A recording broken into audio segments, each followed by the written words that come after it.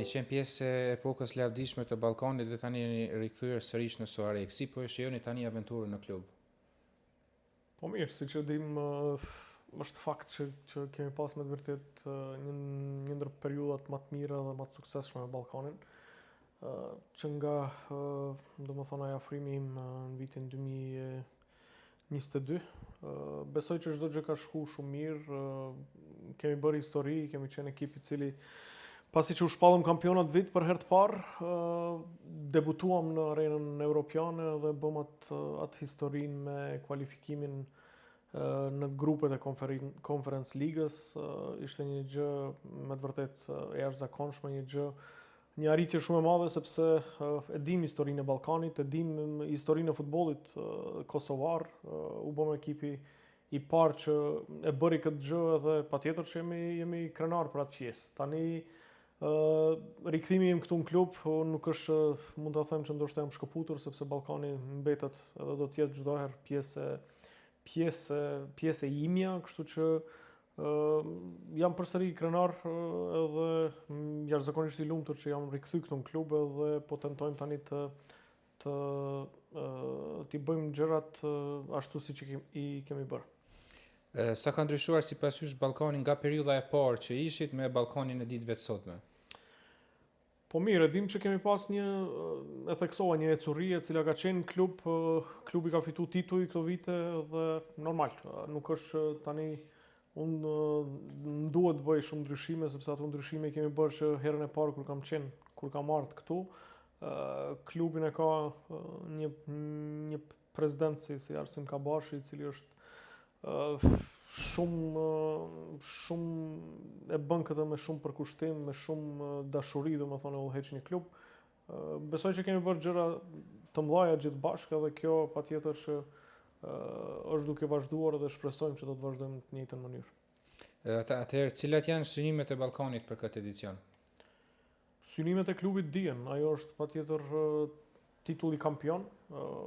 Është shumë e rëndësishme për ne ta rikthejmë titullin Soarek, sepse vitin e kaluar, siç e dim, pas 3 viteve me radhë, vitin e kaluar u bë drita kampion dhe tani ky rikthimi im shpresojmë që bëjmë më të mirën, edhe pse do të jetë shumë e vështirë, sepse kemi ekipe të cilat do të luftojnë deri në fund për titullin kampion, kështu që patjetër që ai mbetet synimi të rikthehemi të rikthejmë titullin në Soarek dhe pastaj ajo pjesë e rëndësishme që të shkojmë në Europë përsëri në grupet e një kompeticioni evropian. Atëherë me rikthimin tuaj si drejtor sportiv tek Ballkani, cilët janë futbollistët të cilët juve ju kanë befasuar më shumë deri tani? Po kemi lojtarë të cilët, si ta them, kanë qenë klub, lojtarë të cilët kanë ardhur tani, këta lojtarë që kanë ardhur, domethënë janë lojtarë me potencial. Një prej tyre është edhe Letaj, i cili ka ardhur nga domethënë ekipi i Hajdukut, atje nuk është që ka gjetë shumë hapësirë, është lojtar që ka luajtur për Ministrinë e Kosovës.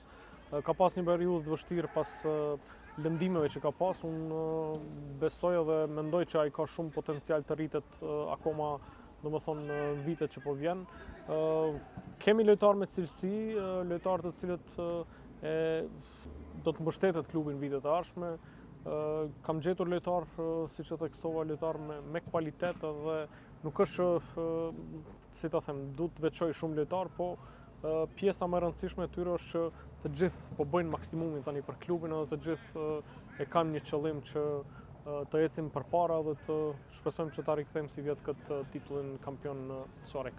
E përmendet kombëtarën e Kosovës, shumë lojtarë të Ballkanit kanë arritur që të depërtojnë në kombëtarën A të Kosovës, por tani nga futbollistët e ri cilët i ka Ballkani, cilët mendoni ju që janë të denjë që ta kenë një të ardhmë të ndritur edhe te kombëtarja e Kosovës? Po te kjo pjesë normal, e kemi edhe, domethënë te kjo pjesa e lojtarëve që fillova ta them, siç është Letaj, kemi sjellë edhe Vokrin, kemi lojtarë që ndoshta mund të jenë patjetër që një ditë pjesë e kombëtarës të Kosovës.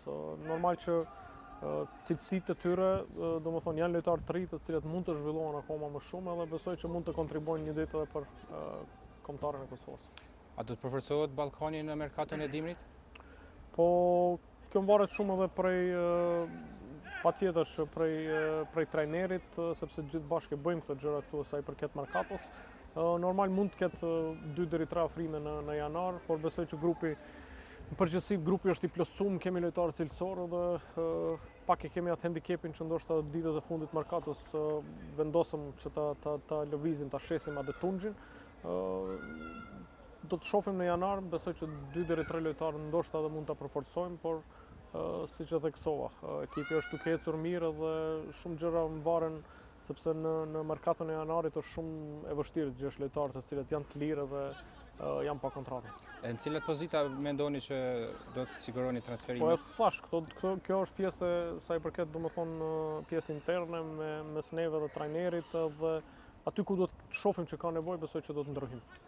Atëherë kënë shihni rivalin kryesor për Ballkanin, meqense po pretendoni që jeni të gatshëm për ta rikthyer titullin Sarek, cilat ekipe i shihni më serioze që mund ta rivalizojnë Ballkanin deri në fund të kampionatit? Shifnë në gjithë kampionatin e Kosovës, patjetër që ka rivalitet, drita Prishtina duke bërë mirë, ndoshta pak është gënjur se ky start i Gjilanit këtë vit, po sidoqoftë kanë ekip me potencial, këtu është Llapi, kështu që do të jetë një luftë e madhe deri në fund dhe ku shpresojmë që ne në fund do të dalim ato fitues.